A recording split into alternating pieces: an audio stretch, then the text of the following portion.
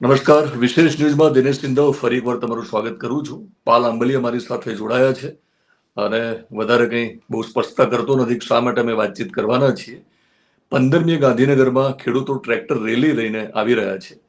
આ રેલો અથવા રેલી આવતીકાલે ખબર પડવાની છે, પણ શા માટે આંદોલન કરવું પડે છે સમજવું છે. પાલભાઈ, આજે શું કાર્યક્રમ છે તમારા એ કહેશો ને આવતીકાલના કાર્યક્રમો વિશે વાત કરશો કે ગાંધીનગરમાં શું કરવાના છો?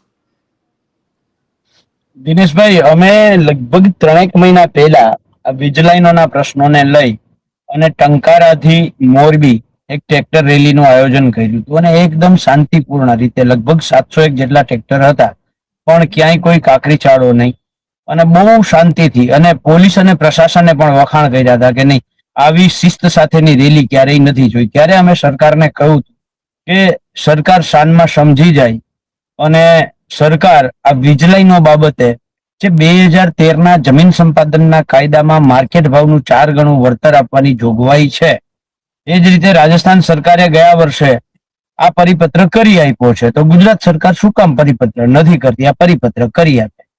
આ માંગણી અમારી એટલા માટે છે દિનેશભાઈ, અમારી લડાઈ છે એ માત્ર વળતરની લડાઈ નથી.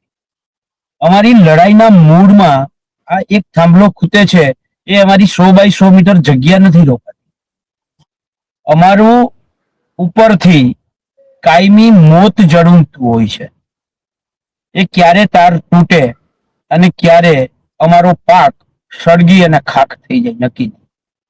ક્યારે એ થાંભલામાં શોર્ટ સર્કિટ થાય અને અમારો જુવાન જોધ દીકરો, અમારો કંધોતર વગરના અમે થઈ જઈએ, એનું કાંઈ નક્કી નથી હોતું.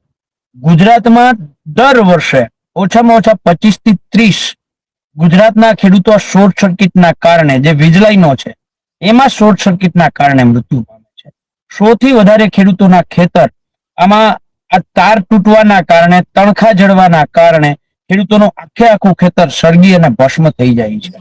તો આ અમારી ઉપર કાયમીનું જોખમ છે. હમણાં તાજેતરમાં બનેલી ઘટના 3 દિવસ પહેલા વડોદરાના ડભોઈમાં ભાવપુરા ગામમાં આજ પાવર ગ્રીડ કંપની થાંભલો ઉભો કરતી હતી. થાંભલો ઉભો થઈ ગયો, પછી એમાં તાર ખેંચતી હતી અને તાર ખેંચતી સમયે એ થાંભલો જમીનદોસ્ત થયો.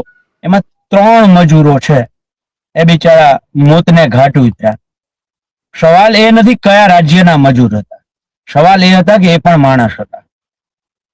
જેવી રીતે આ થાંભલો એમ તાર ખેંચતી વખતે જમીનદોસ્ત થયો, એવી જ રીતે એ જ થાંભલો 15 દિવસ પછી જમીનદોસ્ત થાત, એ જ થાંભલો 8 વર્ષ પછી જમીનદોસ્ત થાત. ત્યારે એ થાંભલા, અમે ખેતીમાં જ્યારે ખેતરમાં કામ કરતા હોઈએ તો સામાન્ય રીતે થાંભલો છે તો એ થાંભલામાં નીચે અમારું ક્યાંક બાળક રમતું હોય, અથવા તો અમારે મજૂર જે અમારે ત્યાં હોય એ મજૂરના બાળકો એ થાંભલા આગળ રમવાના જ છે, સ્વાભાવિક છે. તો એને શોર્ટ સર્કિટ થાય, થાંભલો પડે, અમે કામ કરતા હોઈએ થાંભલો પડે તો અમારે જીવ દેવો પડે છે. એટલે આની કિંમત કેવી રીતે સરકાર નક્કી કરી શકે? અને આ જોખમ સામે સરકારની કોઈ પોલિસી નથી. અમારી જિંદગી, એક તો અમારે જમીન આપવાની, કોના માટે જમીન આપવાની? કે જેને ધંધો કરવો છે એના માટે જમીન આપવાની. મારે અઠવાડિયા પહેલા જેતપર ગામમાં મોરબીના એસડીએમ સાથે ચર્ચામાં એને એવું કહ્યું કે પાલભાઈ, આ તો રાષ્ટ્ર વિકાસનું કામ છે. દિનેશભાઈ, રાષ્ટ્ર વિકાસનું કામ હોય તો અમે હસતા હસતા જમીન આપવા માટે તૈયાર છીએ, મફત જમીન આપવા માટે તૈયાર છીએ, પણ આ રાષ્ટ્ર વિકાસનું કામ નથી. આ અદાણી, અંબાણી, પાવરગ્રીડ જેવી કંપનીઓનો આ ધીકતો ધંધો છે અને એના ધંધા માટે અમારી છાતી સમાન જમીનમાં થાંભલા નાખે છે. તો એની સામે કાયદા મુજબ તો વળતર આપો અમને. અમારા જોખમ સામે રાજ્ય સરકાર પોલિસી તો બનાવે. એટલે અમે કહીએ છીએ. અને મેં ત્યારે કહ્યું હતું, એવું એસડીએમ ને કહ્યું હતું કે સાહેબ, જો રાષ્ટ્ર વિકાસનું કામ હોય તો અમારે મફત વીજળી આપવી, મફત જમીનમાં થાંભલા નાખવા દેવા છે. શરત એટલી છે કે એ લોકોને કયો, કંપની વાળાને, કે એને આખા ભારતમાં જ્યાં વીજળી આપે ત્યાં મફત આપે. અમે મફતમાં થાંભલો ખોડવા દઈએ, એ મફતમાં વીજળી આપે. જો એ ધંધો કરે છે, અમારા મિલકતમાંથી ધંધો કરે છે, તો ભારતના બંધારણે અમને મિલકત ધારણ કરવાનો અધિકાર આપ્યો છે. 1956નો કંપની ધારો એમ કે છે દિનેશભાઈ, કે દિનેશભાઈએ જો ધંધો કરવો હોય અને પાલભાઈની મિલકતનો ઉપયોગ કરવો હોય તો પાલભાઈ અરે વપરાશી હક લેવો પડે, અથવા તો પાલભાઈ પાસેથી ભાડા પટ્ટે જમીન લેવી પડે. તો નથી અમારી પાસે વપરાશી હક લેતા, નથી અમારી પાસેથી ભાડા પટ્ટે જમીન લેતા, અને સરકાર આ ગુજરાત સરકારે 1885 ના ટેલિગ્રાફ એક્ટમાં, દિનેશભાઈ તમને જાણીને આશ્ચર્ય થશે, અંગ્રેજો હતા, આપણા દેશના નહોતા, અને ટેલિગ્રાફનો જે થાંભલો પડતો 1 બાય 1 ફૂટનો ડાયામીટરનો હતો થાંભલો. 1 ફૂટ જગ્યા માટે થઈને અંગ્રેજોએ વિચાર્યું હતું કે ખેડૂતોને વળતર આપવું પડે, એટલે એને કાયદામાં લખ્યું હતું કે મિનિમમ ડેમેજ મેક્સિમમ કમ્પન્સેશન. જો અંગ્રેજો 1 બાય 1 ફૂટની જગ્યામાં ખેડૂતોનું વિચારતા હોય તો આ તો આપણા ચૂંટાયેલા પ્રતિનિધિઓ છે, આપણી સરકાર છે, 182 માંથી 116 ખેડૂતના દીકરા છે એવું લખે છે, તો એને ખેડૂતોનું ના વિચારવું જોઈએ. એટલે દુઃખ થાય છે અને એટલે અમે લડાઈ કરવા નીકળ્યા છીએ. ઓકે, લડાઈ તમારી ગાંધીનગરના સમરાંગણમાં આવતીકાલે જોવા મળવાની છે 15મી તારીખે. આ લડાઈ માટે તમે સજ્જ હશો, તમારી પાસે શસ્ત્ર પણ હશે, કારણ કે સરકાર સામે તમારે લડવાનું છે. આવતીકાલના કાર્યક્રમનું તમે થોડીક ડિટેલમાં વાત કરશો, જેથી ગુજરાતના ખેડૂતોને ખબર પડે કાલની લડાઈ કેવી હશે. દિનેશભાઈ, અમારી પાસે શસ્ત્ર છે એ અહિંસા છે. આ દેશને જે શસ્ત્રએ આઝાદ કરાવડાવ્યું છે એ જ શસ્ત્રથી અમારી લડાઈ છે. અને એટલે જ અમે 5 દિવસ પહેલા ડીજીપી ને મળવા ગયા હતા, અને ડીજીપી સાહેબને કહ્યું કે સાહેબ અત્યારે ક્યાંય ચૂંટણી નથી એટલે આચારસંહિતા નથી, આચારસંહિતા નથી એટલે મંજૂરી વાળી વાત આવતી નથી. ભારતના બંધારણ મુજબ જ્યારે આવો દેખાવો કરવો હોય, ધરણા કરવા હોય, પ્રદર્શન કરવા હોય અને ચૂંટણી ના હોય, ત્યારે અમારે કાયદો અને વ્યવસ્થા જળવાઈ રહી એ બાબતની જાણ કરવાની હોય, મંજૂરી લેવાની હોતી નથી. એટલે અમે આપશ્રીને જાણ કરીએ છીએ, બરાબર છે, અને અમને ગાંધીનગર આવતા રોકવામાં ન આવે. અમે બહુ શાંતિથી ગાંધી ચિંધ્યા માર્ગે એક ટ્રેક્ટરની પાછળ એક ટ્રેક્ટર આ જ પદ્ધતિથી ચાલવાના છીએ. અમે ક્યાંય કરતા ક્યાંય ગુજરાત સરકારના સચિવાલયને ઘેરવા નથી આવતા, અમે વિધાનસભાનો ઘેરાવ કરવા નથી આવતા. અમે માત્ર સરકારને અલ્ટિમેટમ આપવા આવીએ છીએ કે હે સરકાર, અમારા ગુજરાતના ખેડૂતોનું દેવું સંપૂર્ણ માફ કરો, દૂધ અને ખેત પેદાશ માટેનો MSP નો કાયદો કરો, ખોટી રીતે જમીન માપણી અને જે કાપણી સંપાદનમાં થાય છે એટલે માપણી અને કાપણીમાં કાયદો બનાવો, જમીન માપણી રદ કરો અને સંપાદનમાં 2013 ના કાયદાનો અમલ કરો. ગુજરાતની અંદર વીજળી પેદા થાય, અહીંયાથી વીજળી બીજા રાજ્યોમાં જાય, એ રાજ્યો ખેડૂતોને મફત વીજળી આપે, અને ગુજરાતના ખેડૂતોને મફત વીજળી ના મળે, એટલે ગુજરાતના ખેડૂતોને મફત વીજળી આપો. અને આ વીજ લાઈનોના પ્રશ્ને અમારા જોખમ માટેની પોલિસી પહેલા તો તૈયાર કરો. નંબર 2, 2013 ના જમીન સંપાદનના કાયદા મુજબનું અમને વળતર આપો. એ ન આપી શકતા હોવ તો માસિક ભાડું એક થાંભલાનું 50,000 રૂપિયા આપો. એ ન આપી શકતા હોવ તો અમને એક થાંભલા દીઠ 2 કરોડ રૂપિયા વળતર આપી દો. એટલે આ 3 વિકલ્પમાંથી સરકારને જે વિકલ્પ પસંદ આવે, આમ ટોટલ 5 માંગણીઓ સાથે અમે સરકારને અલ્ટિમેટમ આપવા જઈએ છીએ કે સરકાર સાંજમાં સમજી જાવ. આ વખતે અલ્ટિમેટમ આપવા આવ્યા છીએ, તમે જ્યાં સુધી અમને આવવા દેશો આવશું, અને જ્યાં રોકશે ત્યાં અમારું તો અઠે દ્વારકા, જેમ સંઘ દ્વારકા હલીને જતો હોય અને થાકે તો એમ કે અઠે દ્વારકા, એટલે અહીંયા જ દ્વારકા છે, એમ અમારું અઠે ગાંધીનગર, બરાબર છે. અમે ત્યાં જ્યાં સરકાર રોકશે ત્યાં બેસી અને ખેડૂતોની વાત કરીને સરકારને મીડિયાના માધ્યમથી જાહેરમાં અલ્ટિમેટમ આપી અને આવશું. અને એ અલ્ટિમેટમમાં જો સરકાર નહીં સમજે તો આવનારા દિવસોમાં ગાંધી ચિંધ્યા માર્ગે જ અમે ગાંધીનગરમાં ધામા નાખીને બેસી જઈશું.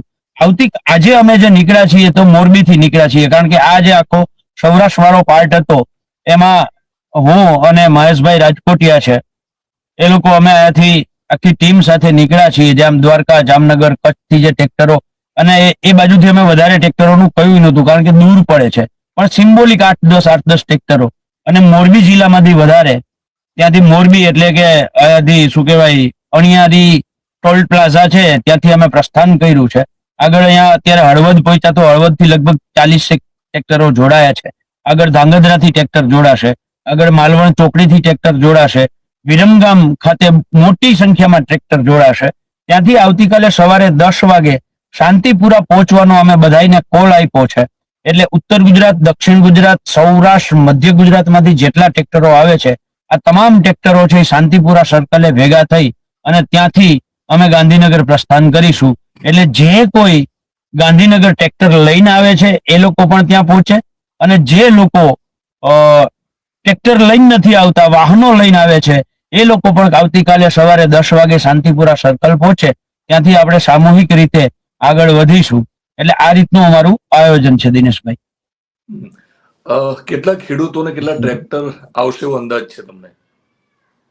અમે આપણે જે સામાન્ય રીતે ચાંદલાની રકમ હોય 21 રૂપિયા, 51 રૂપિયા, 101 રૂપિયા, 1111 રૂપિયા, એ રીતે અમે 1111 નો આંકડો પેલા જાહેર કર્યો હતો.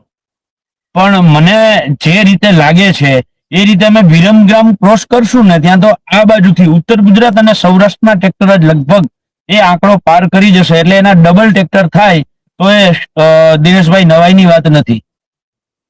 બિલકુલ. પણ લોકોને નવાઈ એ લાગે છે કે કોંગ્રેસ આંદોલન કરે છે, ખેડૂતોને આ બધી સમસ્યા છે, પાવર ગ્રીડ કંપની સામે તમે લડત કરો છો, પણ વારંવાર ભાજપ પાવરમાં કેમ આવે છે ગુજરાતમાં? દિનેશભાઈ એના કેટલાય કારણો છે, એક નહીં અનેક કારણો છે. અનેક કારણોમાં પહેલા તો જે લેવલ પ્લેઇંગ ફિલ્ડ હોવું જોઈએ એ નથી. તાલુકા પંચાયત, જિલ્લા પંચાયતની ચૂંટણીઓમાં પ્રશાસન અને પોલીસે ભાજપના ખેસ નહોતા પહેર્યા એટલું જ બાકી હતું. મેં દ્વારકામાં જોયું, અમારી વાડીનાર સીટમાં પોલીસ પોતે જ ચૂંટણી લડતી હોય, અમારા સામાન્ય કોઈ કેસ ના હોય, માત્ર ધર્મ કયો છે એના આધારે અમુક આગેવાનોને ઉપાડ્યા છે, અમુકને કહ્યું છે કે માછીમારી કરવી છે ને અહીંયા જ છીએ આપણે. આ રીતે કરી અને જે રીતે દાટી આપી, ધમકીઓ આપી છે, તમે ચૂંટણી પછી જોયું હશે કે જે કોડીનારના ચૂંટાયેલા કોંગ્રેસના સભ્યો દ્વારકા દર્શને આવે છે અને એમને પોલીસ જે રીતે ઉપાડી લે છે. એટલે એક કારણો નથી, અનેક કારણો છે. પોલીસ, પ્રશાસન, પૈસા, બધું જ દારૂની રેલમછેલ, આ બધા જ કારણો છે. અને હારે હારે ક્યાંક છેલ્લે ભાજપ ખેડૂતો સાથે જે સવારે ઉઠીને રામનું નામ લે છે, રાતે સૂતા પહેલા પણ રામનું નામ લે છે, એ રીતે ધર્મના નામે પણ ખેડૂતો સાથે જે છેતરપિંડી કરવાનું કામ કરે છે. એટલે અનેક કારણો છે. અને અમે ખેડૂતોના મુદ્દા હોય, મજૂરોના મુદ્દા હોય, ડિમોલેશનનો મુદ્દો હોય, દરેક મુદ્દે મુદ્દા આધારિત લડીએ છીએ. ધર્મનું રાજકારણ અમે નથી કરતા. પાલભાઈ, તમે ધર્મનું રાજકારણ કરતા નથી. તમે જે આરોપ મૂક્યા એ એક સમય આપણે માની પણ લઈએ, પણ તમારી રણનીતિમાં ક્યાં ચૂક છે કે કોંગ્રેસ સત્તા પર નથી આવતી ને તમે માનીને ચાલો કે ભાજપ આવું જ કરશે 2027માં પણ વિધાનસભાની ચૂંટણીમાં આ પ્રકારનું જે રણનીતિ સાથે તમારી સામે લડશે તો 2027માં પણ કોંગ્રેસ જીતવા માટે શું કરશે અને કોંગ્રેસની ક્યાં ચૂક છે? દિનેશભાઈ, ધીરે ધીરે ક્રાંતિ છે ને એ ક્રાંતિ લાંબા ગાળે થાય છે. અને અત્યારે જે રીતે આખું પોલીસ પ્રશાસન, ક્યાંક ન્યાયાલય ઉપર આપણે શંકા જાય એવી પરિસ્થિતિનું નિર્માણ થયું છે. એટલે આ જે અત્યારે આખું રિવોલ્યુશનનો પીરિયડ ચાલે છે, ક્રાંતિનો પીરિયડ ચાલે છે. ધીરે ધીરે લોકોમાં જાગૃતિ આવે છે, ધીરે ધીરે લોકો પણ સમજતા થયા છે. કોંગ્રેસ કહે છે એના કરતા ગામડાઓમાં તમે જઈને પૂછશો તો એમ કહે છે કે આ આંદોલન કરવાની જરૂર નથી, ઈવીએમ બદલાવો, ઈવીએમ બંધ કરો, આંદોલન ઈવીએમ સામેની લડાઈ હોવી જોઈએ. એટલે જે ક્રાંતિ થઈ છે એ ક્રાંતિની શરૂઆત થઈ છે, બરાબર છે. આવનારા દિવસોમાં આળસ મરડી અને ઊભા પણ થશે, લડશે. અને આ એક સમયે ગોરા અંગ્રેજો જેનો સૂરજ ક્યારેય આથમતો નહોતો એને અહિંસક રીતે ભગાડ્યા છે.